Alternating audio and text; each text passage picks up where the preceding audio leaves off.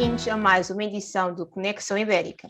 Este é o primeiro noticiário semanal que aborda a principal informação em Portugal e Espanha. Para mais esta viagem tenho o meu colega Pablo González. Olá Pablo, tudo bem? Tudo bem. E as notícias desta semana são? Bueno, la primera de todas, somos protagonistas nosotros, el trapecio. Nuestros lectores ya pueden ver una nueva versión, una nueva cara del trapecio que asume el principio de intercomprensión y unifica su web de forma plurilingüe. Después explicaré más. La segunda noticia es que nace una asociación rayana de empresarios en la Eurociudad Puerta de Europa. Y por último, un artículo de opinión, una investigación histórica sobre la lucha de Carlota Joaquina por la doble regencia ibérica desde Río de Janeiro en las Cortes de Cádiz. Muito bem, então vamos começar.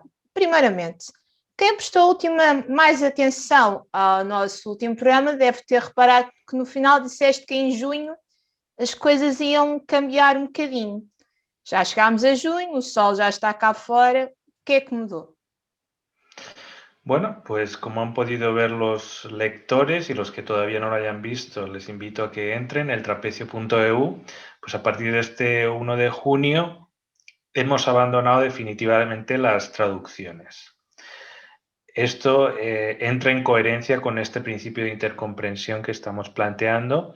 De momento, los idiomas con los que vamos a convivir y a publicar artículos van a ser castellano, gallego y portugués al mismo tiempo, simultáneamente. Si ya lo hacíamos en castellano y portugués en dos webs separadas, vamos a decirlo así, con los mismos contenidos, ahora vamos a estar en una misma página web. Los dos idiomas, bueno, en este caso los tres idiomas juntos, y en un futuro también el catalán, que también es inteligible.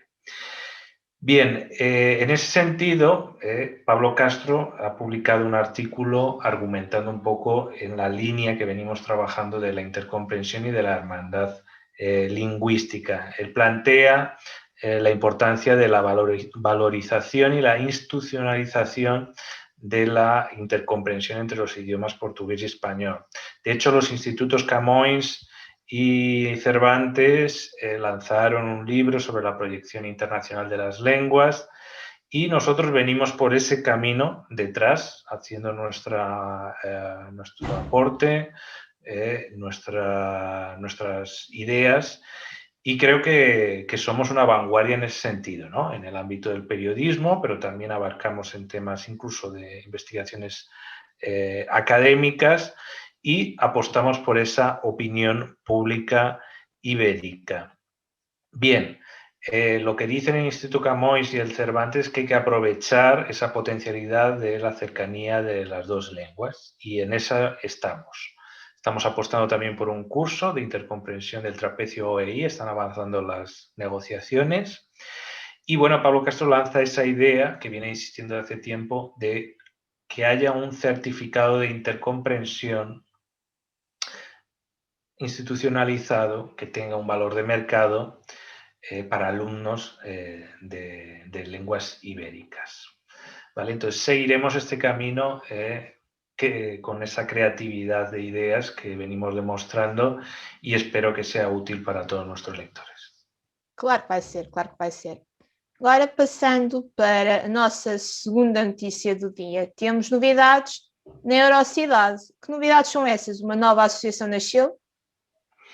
Sí, una nueva asociación ya venía de hace unos meses teniendo una serie de reuniones y diálogos entre los dos lados de una frontera muy singular, que es la de Fuentes de Oñoro y Vilar Formoso, que realmente son un único espacio urbano, y esto no es algo simbólico, porque este simbolismo existe en las otras eurociudades, pero en esta en particular es que es el mismo espacio físico, real, es decir, tienes calles compartidas, ¿no?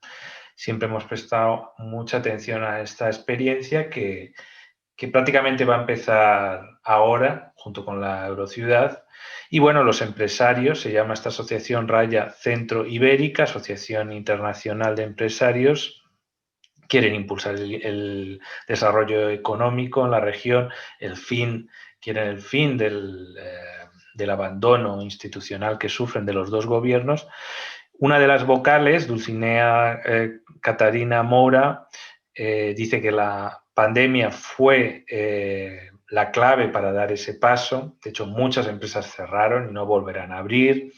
Quieren soluciones conjuntas de los dos lados, quieren atraer nueva población, especialmente joven, y también para la asociación atraer a empresarios de ciudades cercanas como Almeida, Ciudad Rodrigo, que también forman parte de la Eurociudad, y un poco más allá ya en Guarda y en Salamanca. Han establecido 5 grandes objetivos, han elegido una junta, la sede está en Fuentes de Oñoro, van a lanzar un manifiesto dentro de poco y bueno, vamos a seguir muy de cerca los caminos que dé esta asociación y esta Eurociudad y les deseamos mucho acierto. Muita sorte. E teatro iria-se outra coisa, mas é melhor não dizer. Vá, passando para a parte final, sobre Espanha, temos mais um artigo de opinião com valor histórico. Desta vez a nossa protagonista é a Carlota Joaquina, a rainha espanhola que revolucionou não só Portugal, mas também o Brasil.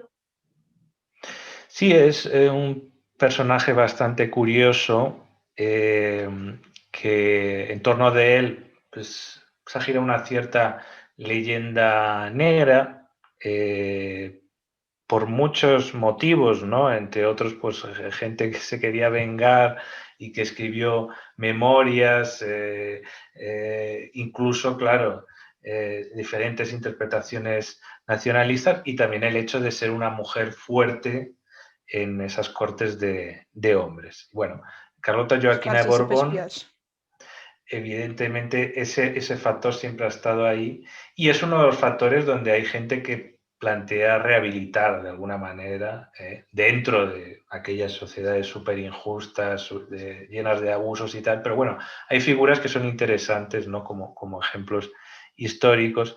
Y bueno, Carlota Joaquina de Borbón nace en 1775, muere en 1830, es hermana mayor de Fernando VII. No fue reina por la ley sálica y por tener hermanos menores varones, pero eso no lo impidió tener una vida llena de conspiraciones y luchar por proyectos políticos como la Unión Ibérica.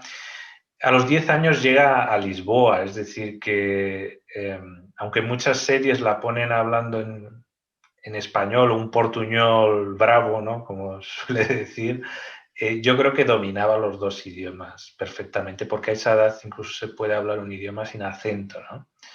Evidentemente viviría ese mundo mixto que vivimos nosotros también, ¿no? En esa interlengua, esa interculturalidad que nosotros vivimos desde lo ibérico. Y bueno, inesperadamente el príncipe José muere, entonces ella, que se había casado con João, el futuro João VI, que era infante, se convierten en los pretendientes a la corona. En breve también la reina madre, que era la regente, entra en un proceso de locura y ellos se vuelven regentes, ¿no? Unos regentes inesperados. Como inesperada también es la historia, ¿no? De Napoleón, que cambia la historia completamente de Europa y de América en particular también, de América ibérica, y entonces se producen estas cosas curiosas, ¿no? Bueno, episodios donde Carlota Joaquina tiene una especial relevancia, pues hay varios. Está, pues, hay uno que en 1768, donde ya advierte a su padre, rey de España, Carlos IV, que cuidado con esa alianza con Francia, porque España estaba con Francia y Portugal con Inglaterra. Y el conflicto entre Francia e Inglaterra se expresaba de forma subcontratada dentro de la península, que este ha sido uno de los claves también de las distancias entre España y Portugal, ¿no? Y en este caso, claro, ella defendía Portugal y con muy buenas razones, porque era una locura lo que se hizo en tiempos previos a Napoleón y durante el Napoleón de España para Portugal, ¿no? Que muchas veces eran malabarismos diplomáticos, porque España no tenía mucho poder frente a Francia, pero que al final eran nefastos para la relación de los dos países. Bueno, yo pido a los lectores que lean el artículo. Yo simplemente voy a señalar algunos hitos de la vida de Carlota. En el 1806 incluso intenta un golpe de Estado con apoyos internos, ¿no? La conspiración dos fidalgos, ya está en Mafra, la envían a Queluz. Ella intenta recoger el apoyo de su padre, no se lo da. Pero tenía ciertos apoyos, no era tampoco una aventura de ella sola, ¿no? Y también João estaba en una situación de cierto desconcierto, no sabía qué hacer, e incluso quería enviar a Carlota a Madrid y él irse a Río de Janeiro. Bueno, al final se fueron a Río de Janeiro en el último minuto, antes de que llegaran las tropas napoleónicas a Lisboa, y llegan a Río de Janeiro en 1807 y es allí donde ella se entera que su familia ha sido secuestrada, ¿no? Es una vida de película, ¿no? Entonces ella, naturalmente, dentro de ese vacío de poder en España de la península y en España de América, ella se propone como regente, incluso se propone, dice, si hace falta voy a Buenos Aires, porque empieza a haber un desorden, las guerras civiles previas a las independencias, todo el choque cultural que suponen las ideas liberales en aquella época. Y bueno, y tiene ella un intento también de participar en las Cortes de Cádiz, con dos personajes bastante importantes que le representan, José Presas, su secretario personal en Río de Janeiro, y también el conde de Palmela, un destacado diplomático portugués con mucho prestigio, y defienden sus intereses, ¿vale? Que se convierta en regente. Finalmente no lo consigue, pero sí consigue constitucionalizar sus derechos dinásticos y finalmente, bueno, son liberados la familia real y vuelve Fernando VII. Son muchas las historias que hay en torno de ella. Yo invito a los lectores que entren y la lean y bueno, den una nueva interpretación a este personaje que tiene muchos ángulos, ¿no? Algunos más con más luz y otros con más sombras. Bueno, hasta aquí han sido mis tres temas. Paula, sabias a história? Sim. A lenda diz, agora se é verdade ou não, que a personagem da Carlota Joaquina cá em Portugal tem sempre uma aura meio negra, meio cómica, que ela é uma das responsáveis da criação da caipirinha. Sí, lo he visto por ahí y de hecho hay un lugar muy bonito en Río de Janeiro, que es la Ensenada de Botafogo, ¿vale? En su época era más paradisíaco que ahora. Ahora continúa siéndolo de alguna manera porque ahora está muy urbanizado, se han hecho aterramentos, ¿no? Se han puesto tierra y no está igual que en la época. Pero yo he visto cuadros y tal y tenía ella en su casa de recreo un sitio espectacular para vivir, ¿no? Imagínate cómo sería Río de Janeiro en aquella época y que hoy en día todavía mantiene eso, ¿no? Pues bien, dicen que allí sí que recibía grandes cantidades de cachaza, ¿no? Por lo menos para tener una botella diaria o más, sí que se la tomaba. Y bueno, pues allí imagino que sería el lugar donde se crearía. Nació la caipirinha. Sí, sí. Bueno, yo creo que eso es una teoría, creo que hay varias. Yo no me he arriesgado a decirlo porque hay varias y probablemente no la inventaría ella, la inventaría alguno de sus servicios. Ah, sí, claro. No sería Ela pode ter sido ella a primeira pessoa a prová-lo. Eso sí, la primera y en primera en consumirla, ¿no? Y debatir todos los récords, ¿no? Pues sí, sí, ¿no? Incluso ella es vista, yo lo digo en el artículo, como que no le gustaba la vida tropical, pero probablemente también haya algo de leyenda negra, ¿eh? Porque, bueno, yo imagino que sería dura la vida entonces, porque es verdad que los trópicos, por las enfermedades, por las limitaciones en temas de higiene, de tal, tiene una vida dura, pero al mismo tiempo la temperatura del trópico, las aguas cristalinas, aquellos paisajes, yo creo que nadie es de hierro para ver eso. Yo creo que es una belleza absoluta, ¿no? Aquella ciudad. Yo creo que se lo pasaría bien y también cuentan que se lo pasó bien por Por su outras espíritu questões. hedonista, ¿no? Pues bueno, estos han sido mis 3 temas. Vamos a los tuyos. ¿Cuáles han sido? Bem, as notícias da semana em Portugal são a inauguração do cabo submarino, que, pronto, liga ao Brasil a Portugal. Temos Ana Luísa Amaral, que ganhou o prémio Rainha Sofia para a poesia ibero-americana, e usei o meu artigo de opinião para tentar entender como é que chegámos a esta tempestade perfeita. Bueno, pues empezamos con el cable submarino que ha sido inaugurado. ¿Qué nos puedes adelantar? Bem, Portugal vai ter 2 cabos submarinos. O primeiro já foi inaugurado, este é o Ela Link.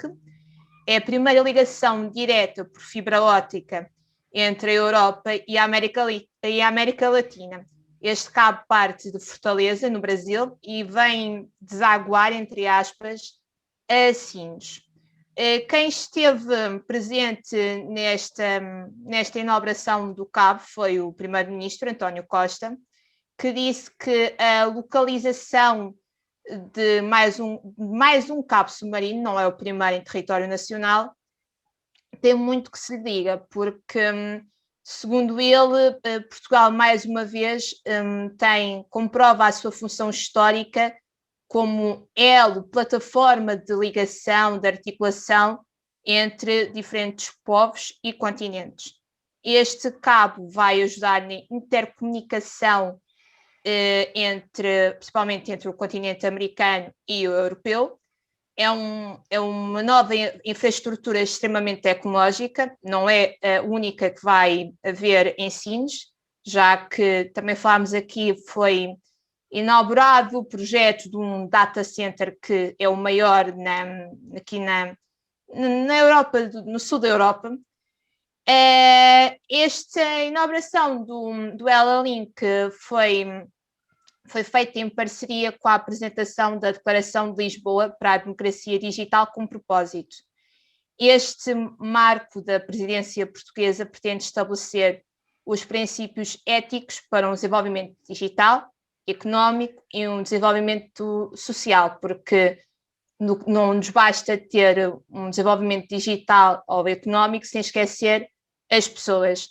E é mesmo neste foco, no foco da sociedade, que António Guterres, que também participou, tal como Ursula von der Leyen, não estiveram presentes presencialmente, mas deixou uma mensagem em vídeo, onde o secretário-geral, que provavelmente dentro de uma semana vai ser reconduzido no cargo máximo das Nações Unidas, alertou que estamos a correr o risco que a exclusão digital se torne na nova face da desigualdade no mundo. Bem, mas agora voltando um pouco a esta história dos cabos. Este é o primeiro cabo em território nacional, o segundo vai chegar em 2022, é o cabo Equiano, que vai ligar Portugal à África do Sul. Desta vez vamos ter uma ligação Europa-continente africano. Um estudo feito diz que assim que os 2 cabos entrarem em ligação, estes poderão contribuir para o PIB português por ano con 500 millones de euros.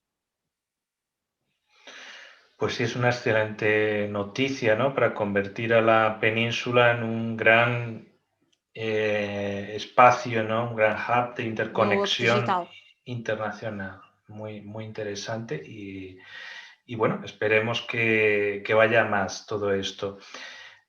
La segunda noticia es sobre Ana Luísa Amaral. Coméntanos, ha sido reconocida, aquí en los medios de comunicación lo han dado todos. ¿Cuál es el premio e quem é ella? Exato, então agora passamos para a cultura. Ana Luísa Amaral é a vencedora de 2021 do Prémio Rainha Sofia para a Poesia Ibero-Americana. A poetisa portuguesa é a terceira nacional e a quarta da lusofonia a receber este prémio, que pretende distinguir autores vivos que têm um contributo importante para a cultura ibero-americana. O professor António Sainz Delgado, que é professor da Cátedra de Estudos Ibéricos da Universidade de Évora, descreve e tudo a poetisa portuguesa como uma das maiores vozes do feminismo português na atualidade e uma das principais autoras dos últimos 30 anos da literatura made in Portugal e da literatura feita em Portugal. Ana Luísa Amaral nasceu em Lisboa, peço perdão, nasceu em Lisboa, vive em Lessa da Palmeira, para além de ser escritora, também é professora universitária.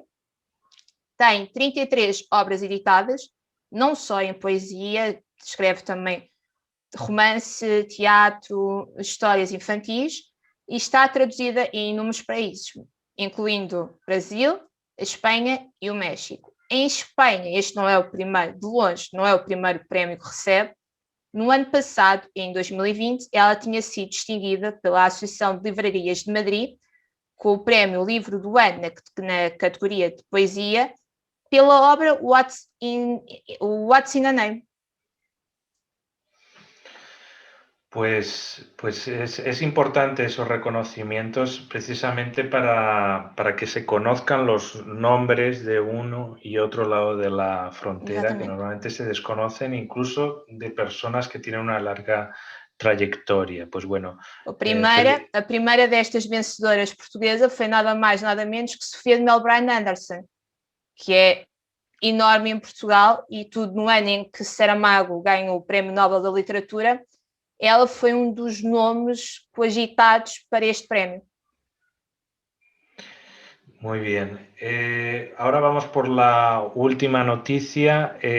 Noticia y artículo, hay un poco de todo, ¿no? Te has hecho un análisis profundo, ¿no? De la situación de las derechas en Portugal, también a propósito, ¿no? De esa tempestad perfecta que apuntaba Daniela Santiago y que tú has desarrollado también en un artículo. Así que, bueno, cuéntanos. Bem, exatamente. Eu parto deste livro, Tempestade Perfeita, para tentar perguntar o que é uma tempestade perfeita e como chegámos aqui. Em relação à entrevista, convido todos a ler. Em relação ao livro, se puder, também leiam, que é muito bom. E pronto, mas como chegámos aqui, não é preciso ir muito ao passado. Durante esta semana que passou, tivemos vários acontecimentos, por isso eu decidi juntar todos aqui neste artigo de opinião. Deixamos um pouco a história de Ceuta, que no caso espanhol também tivemos lá a presença de Santiago Abascal, para focarmos em Portugal. Em Portugal começamos com um congresso do MEL. O MEL é uma espécie de junção das direitas todas, onde participou o CDS-PP, PSD, Iniciativa Liberal e Chega. Deste congresso, dos 2 dias de congresso, também houve aqui no El Trapézio uma notícia sobre o mesmo, podemos dizer que houve 3 protagonistas. O primeiro-ministro António Costa, que foi o alvo de arremesso preferido dos participantes, Pedro Passos Coelho, o anterior primeiro-ministro, que deixou um pouco no ar se voltaria ou não à vida política, e André Ventura. O Chega esteve presente e foi normalizado neste congresso. Mas, continuando com o Chega e com o One Man / Party Show André Ventura, o próprio Chega teve um congresso, onde no final deste encontro André Ventura bateu naquela parte que não basta pensarmos muito, Jair Bolsonaro adora bater também na mesma zona. Mudamos só o PT para os socialistas. Se chegarmos ao poder, vamos ir atrás dos socialistas e vamos apresentar à justiça os políticos que roubaram o nosso país. Bem, quem é que esteve presente também neste congresso e lhe deu a sua bênção, vamos dizer assim? Foi Matteo Salvini. O italiano esteve em Portugal e com Ventura foram os dois ao Santuário de Fátima. o Santuário Mariano, que é um dos mais importantes da Europa e inclusive é do mundo, onde voltaram a falar sobre o risco que a Europa corre, que o valor europeu corre com os islâmicos presentes em território europeu e pronto, e basta olharmos novamente para Ceuta, com tudo o que está a acontecer com os imigrantes. Mas, e é algo também que no livro de Daniel Santiago é referido, que Matteo Salvini fala bastante com André Ventura, Marine Le Pen já também veio falar e esteve presente em Portugal na altura das presidenciais para dar o seu apoio a Ventura. Santiago Abascal, que também é de extrema-direita, o seu vizinho ibérico, nada. Parece que a relação entre os dois partidos de extrema na Península não existe. Muchas gracias, Andrea, por ese análisis tan preciso de las derechas que tienen sus vasos comunicantes, sus paralelismos. Y bueno, este ha sido el repaso de la actualidad en la península. Ya sabéis, a partir de ahora en español, portugués como siempre, también en gallego. En catalán pronto, pero todavía no, dentro de unos meses. Y ya sabéis, lo podéis encontrar en el trapecio.eu, en una web unificada, bajo el principio de la intercomprensión. Y ya sabéis, incluso el que tenga dificultades puede hacer nuestro curso de intercomprensión y vendrán nuevos cursos, así que paciencia, hay que aprender a leer en el otro idioma hermano. Muchas gracias, obrigado. Deus, até a próxima.